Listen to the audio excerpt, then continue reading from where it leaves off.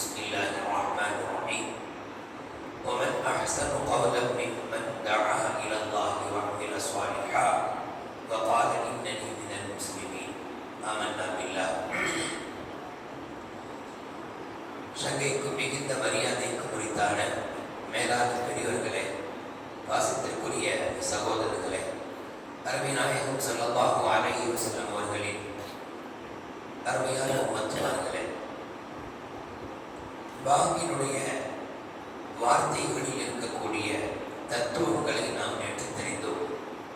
ஒரு முஅத்தின் பாங்கு உரைக்கிற போது அவர் முதலில் சொல்லுகிற வார்த்தை அல்லாஹு அக்பர், அல்லாஹு மிக பெரியவன். நேற்றைய தினம் நாம் சொன்னோம், அல்லாஹு மிக பெரியவன் என்று சொன்னால் உலகத்தில் எதுவெல்லாம் பிரம்மாண்ட படைப்புகளோ, ஒன்று ஆக்கக்கூடிய படைப்புகள், மற்றொன்று அழிக்கக்கூடிய படைப்புகள். இப்போ நெருப்பு என்று சொன்னால் அது உணவை ஆக்கவும் செய்யும், ஆட்களை கரிக்கவும் செய்யும். தண்ணீர் எடுத்துக்கொண்டால் அது நம்முடைய தாகத்தையும் தீர்க்கும்.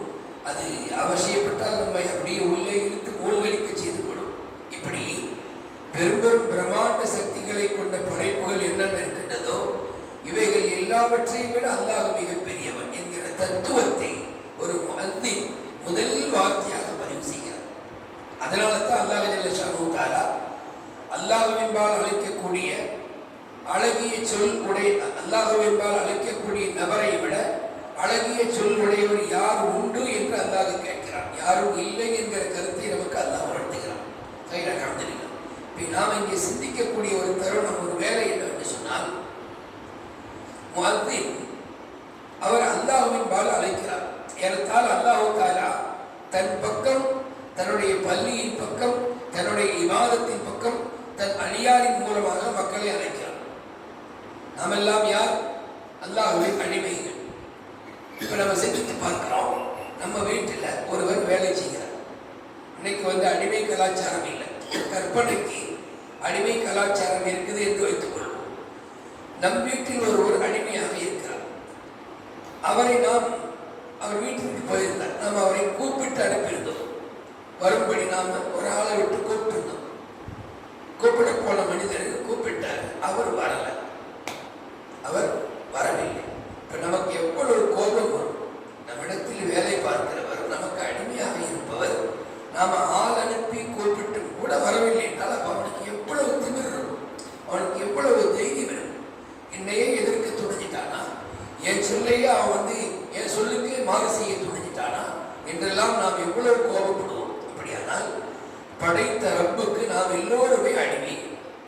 நாம யாராக இருந்தாலும் சரி, ஒருவேளை அம்பானியை போல நம்மில் ஒருவர் பெரும் கோடீஸ்வரர் இருந்தாலும் சரி, அவரும் அல்லாஹ்வுக்கு முன்னால் அடிமை. அவர் அல்லாஹ்வினுடைய வாக்கின் மூலமாக பள்ளிக்கோ தொழுகைக்கோ அழைக்கப்பட்டார், அவர் கண்டிப்பாக பதிலளிக்க வேண்டும். ஆனால் எத்தனையோ நபர்கள் பதிலளிக்காமல் இருக்கிறார். அப்ப அல்லாஹ்வுக்கு கோபம் வர வேண்டுமா? இல்லை, ஆனாலும் வரவில்லை. கொஞ்சம் யோசிச்சு பாருங்க. வானமெல்லாம் சஜிதாவை கொண்டு, இபாதத்தை கொண்டு நிரப்பிக் கொண்டிருந்தான் இப்லீஸ். எதற்கு முன்பு? துரத்தப்படும் முன்பு, பூமிக்கு விரட்டப்படும் முன்பு இப்லீஸ் வானம் முழுக்க தன்னுடைய இபாதத்தையும் சஜிதாவையும் கொண்டு நிரப்பியிருந்தான். அல்லாஹ் தஆலா ஆதம் அலைஹிஸ்ஸலாம் என்கிற மனித இனத்தை படைத்து அவருக்கு சஜிதா செய்யப்படி சொன்னான். ஒரே ஒரு சஜிதா, கோடிக்கணக்கான சஜிதாவை வானமெல்லாம் செய்து வந்த அந்த இப்லீஸ் ஒரே ஒரு சஜிதாவை செய்ய மறுத்ததால் என்ன நிலைக்கு ஆளானான்? அல்லாஹ்வால் தூக்கி எறியப்பட்டான், அல்லாஹ்வால் சாபத்திற்கு உள்ளாக்கப்பட்டான். மறுமையில் அவன் தான் நரகத்தினுடைய மெயின் பொருள். அவனை தழுவிதான் எல்லோரும் நரகத்திற்கு செல்வார்கள். காஃபிர்கள் மற்றும் முஷ்ரிக்குகள், யூதர்கள், நஸ்வாராக்கள், யாரெல்லாம் இந்த துனியாவிலே அதிலேயே மரணிக்கிறார்கள். அதுவே நாம ஞாபகத்தில் வச்சுக்கிறோம். நம்ம யாரையுமே எடுப்பில் அப்படி நம்ம சொல்லக்கூடாது. ஆனால் யார் அந்த நிலையில் மரணிக்கிறார்களோ, குஃப்ரிலோ அதில் ஷிர்கிலோ மரணிக்கிறார்களோ, அவர்கள் இப்லீஸை பின்தழுவி நரகத்திற்கு போகிறார்கள். இது குர்ஆன் சொல்லக்கூடிய செய்தி. ஒரு சஜிதாவை மறுத்ததால் அவன் இவ்வளவு பெரிய துர்நிலையை சந்தித்திருக்கிறான். நாம் ரோசானா சாதி சஜிதோக்க இன்கார் கர் ரஹே, ஒவ்வொரு நாளும் நாம் கிட்டத்தட்ட 40 சஜிதாக்கள், மித்தருடைய 3 சஜிதாவையும் சேர்த்து 40 சஜிதாக்களை நாம் மறுத்துக் கொண்டிருக்கிறோம். ஒவ்வொரு நாளும் என்று சொன்னால் யோசித்து பாருங்கள். அல்லாஹ்வுடைய ரசூல் நமது உயிருக்கு உயிரான உயிரின் மேலான கண்மணி நாயகம் ஸல்லல்லாஹு அலைஹி அவர்கள் இந்த உம்மத்தின் மீது கிருபை கொண்டு துஆ செய்யாமல் சென்றிருந்தால் நாமும் என்றோ பெரிய ஒரு வேதனையை சந்தித்திருப்போம். இல்லை என்றால் ஹதீஸிலே நமக்கு எச்சரிக்கை வருகிறது, யார் இந்த உலகத்திலே பாங்கின் ஓசையை கேட்டும் கூட தொழுகைக்கு அவர் செல்லவில்லையோ அவர் மறுமையில் எழுப்பப்படுவது யாருடன்? யாரெல்லாம் துனியாவில் பெருமை அடித்து தெரிஞ்சாங்களோ. ஏன்னா இவர் ஏறத்தால் அப்படித்தான் தொழுகையின்பால் வாருங்கள் என்று அழைக்கப்படுகிறார். ஒன்று பள்ளிக்கு வரணும், அல்லது வர முடியாத பட்சத்தில் வீட்டில் தொழணும். குறைந்தபட்சம் கடைசி கட்டமாக அல்லாவாகவாது தொழணும். ஒருவேளை நமக்கு அதாவாக தொழ முடியவில்லை, நேரங்கள் வேலைகள் ஏதாவது டைட் என்று இருந்தால் அல்லாவாகவாது தொழணும். ஏனென்றால் நாம் அடிக்கடி சொல்லியிருக்கிறோம், தொழுகை என்பது எப்படிப்பட்ட இபாதத்தினா ஒரு மனிதர்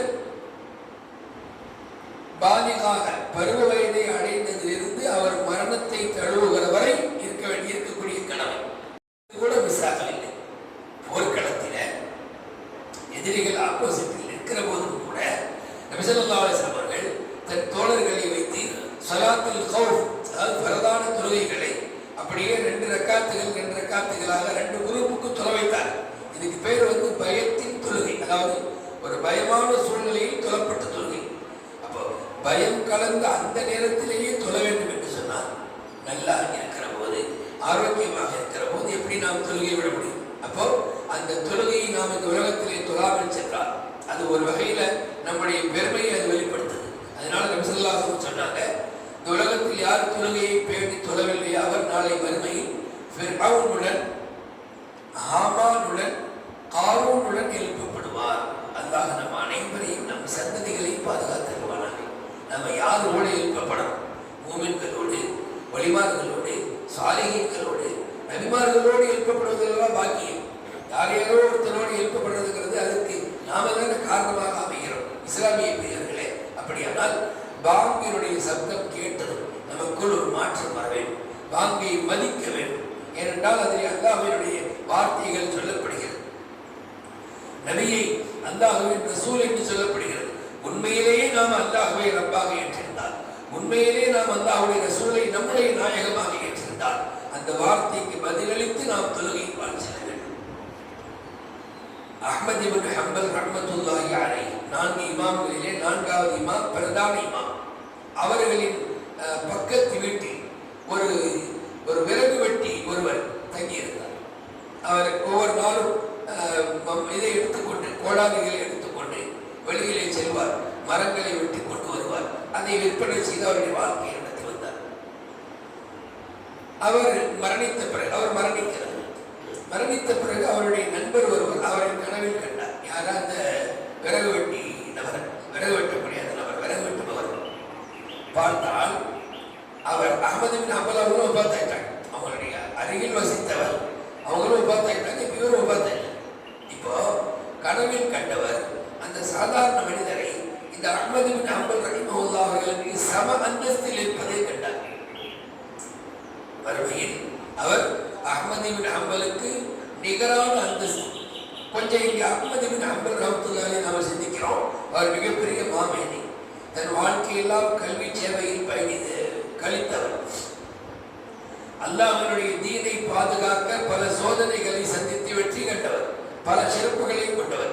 ஒரு பெரிய இமாம், ஒரு மதுகபை தோற்றுவித்த மக்களை அதன் அடிப்படையில் இன்று வரை ஏற்றுக் கொண்டிருப்பவர். அவருக்கு நிகராக இந்த சாதாரண மனிதர் எப்படி அந்தஸ்தை பெற்றார்? அந்த கனவுல கண்டவருக்கு அப்படியே மூளையெல்லாம் சுத்தது. எப்படி இவர் இவ்வளவு பெரிய அந்தஸ்து பெற்றார், இவ்வளவு பெரிய அந்தஸ்து பெற்றார் அப்படின்ட்டு தன்னுடைய உஸ்தாத் ஒருத்தருக்கு கேட்கிறார். அப்ப அவர் சொன்னார், நீங்க வேணா அந்த விறகு வெட்டியாருடைய மனைவி எடுத்துட்டு போய் கேளுங்க, அவங்கள்ட்ட போய் இவர் என்ன ஸ்பெஷல் அமல் செய்தார்னு கேளுங்கன்னு சொல்லி அனுப்புறாங்க. இவர் வந்தாங்க, வெளியில நின்று ஸ்கிரீனுக்கு அப்பால் நின்று கேட்கிறார், உங்களுடைய கணவர் மிகப்பெரிய அந்தஸ்தில் இருப்பதை நான் கனவில் கண்டேன், அவர் அப்படி என்ன அமல் செய்தார் என்று கேட்டார். நம்ம சொல்லிச்சு, அப்படி ஒன்றும் எந்த ஸ்பெஷலான அமலும் சிறப்பான அமலும் செய்த மாதிரி தெரியல. இல்லை, நீங்கள் யோசிச்சு சொல்லுங்க. ஏன்னா ஒரு இமாமுக்கு, ஒரு பெரிய ஆலிமுக்கு நிகராக அல்லாஹ் அவரை வைத்திருக்கிறார் என்று சொன்னால் அவருக்கு என்னவாக ஒன்று இருக்கணும். அப்போ அந்த அம்மா சொல்லிச்சு, அவருக்கு 2 விஷயம் மட்டும் நான் பார்த்தேன் என்னுடைய வாழ்நாள். அப்படி இருக்கணும். கணவனும் மனைவியும் எப்படி இருக்கணும்னா, கணவரிடத்தில் உண்டான சிறப்பு தன்மைகள் என்னவோ அது மனைவிக்கு தெரிஞ்சிருக்கும். அந்த அளவுக்கு ஒருவர் அமல்களிலே கூட்டாக இருக்கும். நாம பள்ளிக்கு வர்றோம் உதாரணம் இல்லையா, நாம மட்டும் வந்துடக்கூடாது. மனைவியை எழுப்பி விட்டு தொழும்படி சொல்லிட்டு அவசியப்பட்டால் டீ ஏதாவது போட்டு 2 பேரும் குடிச்சிட்டு, இதெல்லாம் தீனுக்காக நாம் செய்கிற வேலை. இதில் நம்முடைய அந்தஸ்து குறைஞ்சிடும். என்னங்க கணவராக எடுத்துட்டு சாயெல்லாம் போட்டு கொடுக்குறீங்க. நபிசல்லாஹு வீட்டுக்கு பல நல்ல காரியங்கள் செஞ்சிருக்கிறாங்க, மனைவி கொடுக்குறியா சரி. அப்போ அந்த அம்மா சொல்லிச்சு, 2 குணங்களை நான் பார்த்துருக்கேன். ஒன்று, அவர் விறகை வெட்டுகிற போது பாங்கு சப்தம் கேட்டால், இதான் நம்ம நோட்டீஸ் பாயிண்ட். பாங்கு சப்தத்தை கேட்டால் அந்த மம்மட்டி அந்த கோடாரி தலைக்கு மேலே இருக்கிறது என்று சொன்னாலும் அப்படியே போட்டு விடுவார். ஒரு அடி அடிச்சுட்டு போய் பாங்கு சொல்ல ஆரம்பிச்சிருக்காங்க. எப்படி காமத்துக்கு ஒரு 1/4 மணி நேரம் இருக்கு, ஒரு 4-5 விறகை வெட்டிடலாம், நம்ம என்ன போய் சேர்த்தா செஞ்சது என்று அவர் நினைக்காம பாங்கு ஒழித்ததும் அப்படியே அந்த கோடாரியை கீழே போட்டு விட்டு விறுவிறு பள்ளிக்கு அவர் செல்ல தயாராகுவார். இது ஒன்று பார்த்தேன். இது ஒரு அமல். மற்றொன்று, நாங்கள் ராத்திரியிலே மொட்டை மாடியில் படுப்போம். எங்களுக்கு எதிரி வீட்டில், எங்களுக்கு அருகில் உள்ள வீட்டிலே இமாம் அஹ்மது பின் ஹம்பல் ராத்திரியெல்லாம் நின்று தொழுது கொண்டிருப்பார். என் கணவர் அவரை பார்த்து அல்லாஹ்விடத்தில் சொல்வார், யா அல்லாஹ், எனக்கு மட்டும் பகலிலே இதுபோல கஷ்டமான வேலை, கஷ்டமான வேலை விறகு வெட்டி வரதெல்லாம் அப்படியே மனுஷன் சோர்ந்து போயிடும். இந்த கடையில் நின்றுட்டு வர்றாங்க, இவங்களுக்கே காலெல்லாம் அப்படித்தான் வலிக்கும். அவங்கள ராத்திரி நின்று வளர்க்குறதுலாம் ரொம்ப கஷ்டம். அந்த உடனே தூக்க முடியும் தான் சொல்லணும்.